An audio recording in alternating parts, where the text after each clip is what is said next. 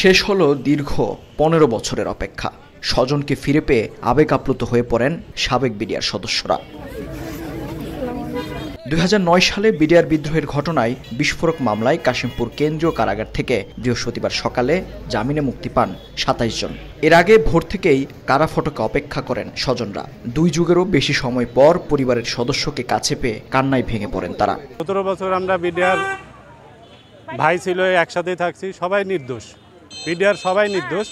আমি চাই যাতে দ্রুত এই নিউজ সরকার যাতে দ্রুত সবাইকে বের করে দেয়। আমাদেরকে যদি রাষ্ট্র ভালো মনে করে যে না তারা নির্দোষ, রাষ্ট্র যদি মনে করে তাহলে তাদেরকে অ্যাকচুয়ালি মুক্তি দিচ্ছে। কারা সূত্রে জানা গেছে, আসামি পক্ষের আবেদনের প্রেক্ষিতে গত সোমবার 40 জনের জামিন মঞ্জুর করেন আদালত। এর পরিপ্রেক্ষিতে মুক্তি পাওয়ার পর সাবেক বিডিআর সদস্যরা উচ্ছ্বাস প্রকাশ করেন। আমার যখন ধুয়ে যায় তখন আমি 9 মাস, আমি নানু বাড়ির মানুষ হয়েছি। এখন 16 বছর পর দেখতেছি আমার আম্মু তো নেই। এর আগে হত্যা মামলায় খালাস পাওয়া 178 জন বিস্ফোরক দ্রব্য নিয়ন্ত্রণ আইনের মামলায় জামিন পেয়েছিলেন। এ নিয়ে একই মামলায় 218 জন জামিন পেলেন।